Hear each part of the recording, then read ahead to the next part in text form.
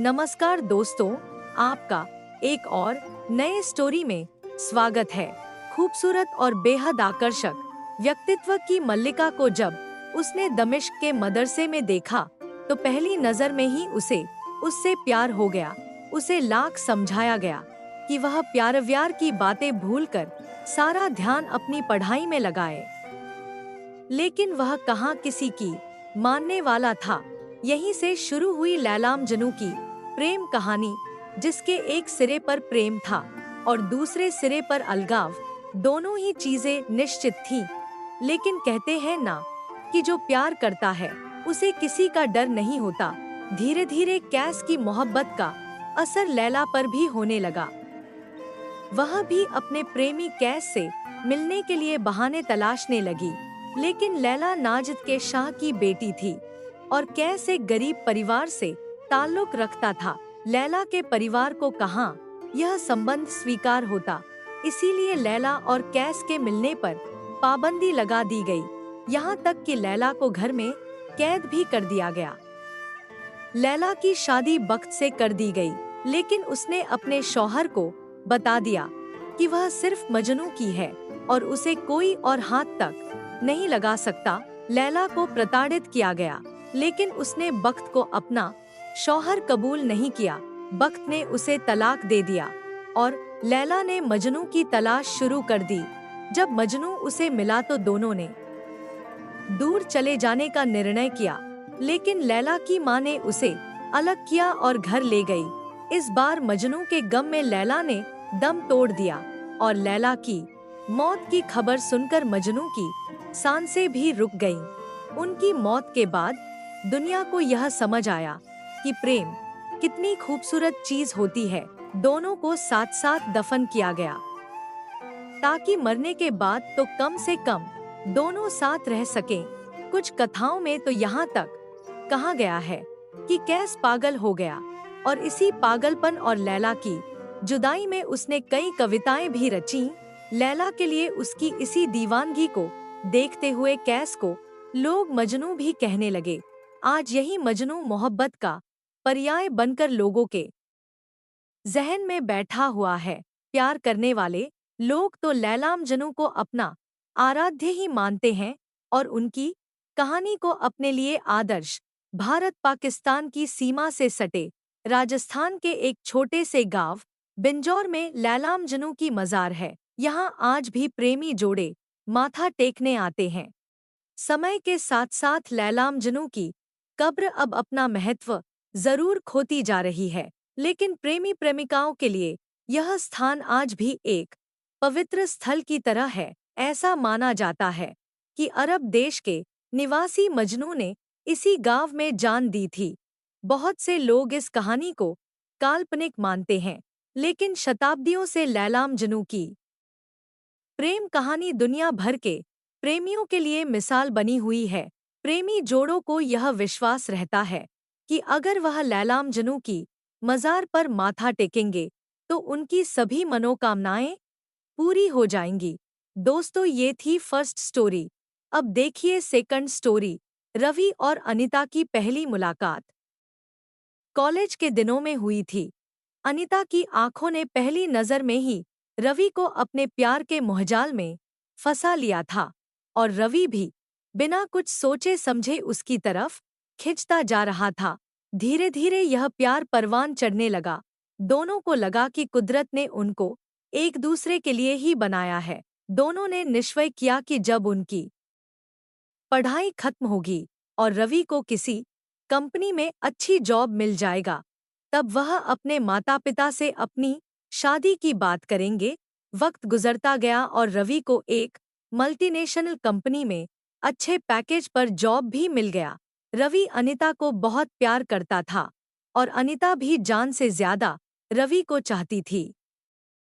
और एक दिन दोनों ने अपने माता पिता के समक्ष अपनी शादी का प्रस्ताव रखा, लेकिन शायद किस्मत को कुछ और ही मंजूर था। कहते हैं ना कि दुनिया का हर शख्स किस्मत के बारे में जानता जरूर है, लेकिन किस्मत में क्या लिखा होता है वह कोई भी नहीं जानता। अनीता के माता पिता किसी भी हालात में अपनी बेटी का हाथ रवि के हाथ में सौंपना नहीं चाहते थे, क्योंकि दोनों की जाति अलग थी और अनिता के पिता अंतर्जातीय विवाह में बिल्कुल भी भरोसा नहीं करते थे। उन्हें यह रिश्ता पसंद नहीं था। जब बात बिगड़ने लगी तो रवि अलग होने के लिए तैयार हो गया। वह अनिता की नज़रों से बहुत दूर हो गया। इस घटना को 6 साल बीत गए और एक दिन फिर रवि और अनिता एक दूसरे के सामने आकर खड़े हो गए। लेकिन अब हालात पूरी तरह बदल चुके थे।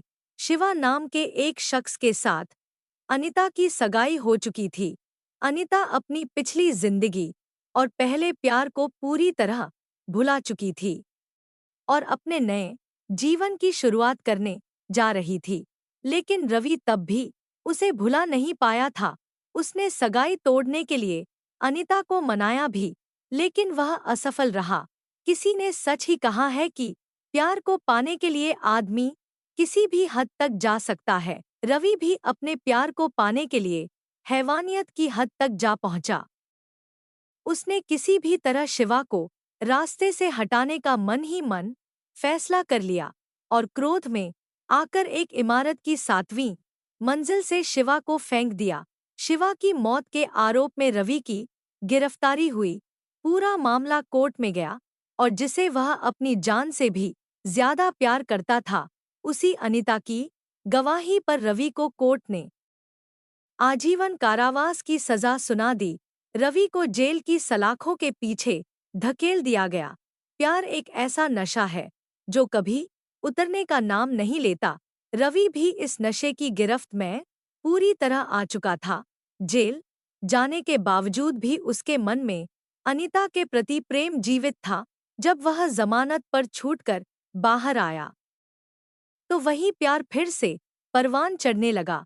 इस बार किस्मत ने रवि का पूरा साथ दिया और अनिता ने उसके प्यार को स्वीकार करके उसके साथ शादी कर ली। दूसरी तरफ रवि का मामला हाईकोर्ट में चला गया। किसी समय अपने भावी पति शिवा की हत्या के आरोपी को सजा सुनाने के लिए कोर्ट में गवाही देने वाली अनिता अब उसी आरोपी पति रवि को बचाने के लिए बेताब हो गई। उसने अपने पहली गवाही बदलने की इच्छा जाहिर की, लेकिन भारत का कानून कहाँ कभी किसी को छोड़ता है। कोर्ट ने अनिता की याचिका खारिज करते हुए रवि की सजा को बरकरार रखा। आज भी अनिता रवि को कानून की गिरफ्त से बचाने के लिए पूरी तरह जद्दोजहद कर रही है। किसी ने गलत नहीं कहा कि प्यार और युद्ध में सब कुछ जायज होता है। दोस्तों, अब थर्ड स्टोरी देखने से पहले कृपया वीडियो को लाइक कीजिए। महबूबा की लाश से लिपट फफक फक कर रो पड़ा रोमेश। देखने वालों की आंख भर आई, पर शव श्मशान नहीं गया। मरने वाली दुल्हन बनी और दूल्हे की तरह सजा रोमेश, वही रोमेश जिस पर कुंजुम की हत्या का आरोप था। जेल से महज शादी करने के लिए वो कुंजुम के शव तक पहुंचा था। एक वादा था जो निभाया गया और फिर कुंजुम सदासदा के लिए सबसे जुदा हो गई। 10 साल तक सलाखों के पीछे रहने के बाद रोमेश को बरी कर दिया गया है। अब तो शायद ही किसी को याद हो रोमेश कुंजुम की प्रेम कहानी, लेकिन यह एक ऐसी लव स्टोरी है जिसमें किसी सस्पेंस थ्रिलर फिल्म से कम टर्न नहीं है। कुंजम बुद्धिराजा का रोमेश शर्मा के जय माता दी फार्म हाउस में कत्ल कर दिया गया था। उस समय रोमेश तिहाड़ की कैद भुगत रहा था। उस पर बहुत से आरोप थे। हालांकि जेल जाने से पहले रोमेश की पहचान एक सियासी व्यक्ति के रूप में ही होती थी। शान और शौकत और दौलत से भरपूर रोमेश की जिंदगी सबकी आंखों में चुभती थी। इलाहाबाद के एक मामूली किसान के बेटे रोमेश के पास हेलीकॉप्टर तक था। इससे ही उसके ऐश्वर्य का अंदाजा लगाया जा सकता है। हालांकि आरोप यह है कि उसने चुनाव प्रचार के लिए हेलीकॉप्टर किराए पर लिया था, लेकिन बाद में लौटाया ही नहीं। रोमेश और कुंजुम की मुलाकात चुनाव प्रचार के दौरान ही हुई थी। जल्द ही दोनों एक दूसरे को दिलोजान से चाहने लगे। रोमेश ने कुंजम को एक कोठी दिला दी। दोनों बिना शादी के साथ रहने लगे। इसी बीच पुलिस की क्राइम ब्रांच ने दुबई से आने वाली एक फोन कॉल सुनी और रोमेश शर्मा को अंडरवर्ल्ड डॉन अबू सलेम से रिश्तों की बिना पर धरत बोचा। अब दोनों दूर थे, कुंजुम बाहर और रोमेश जेल में।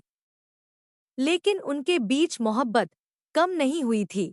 कुंजुम दर्द भरी चिट्ठियां लिखती, जिसमें तन्हाई के एक एक पल का जिक्र होता, तड़प का बयान किया जाता।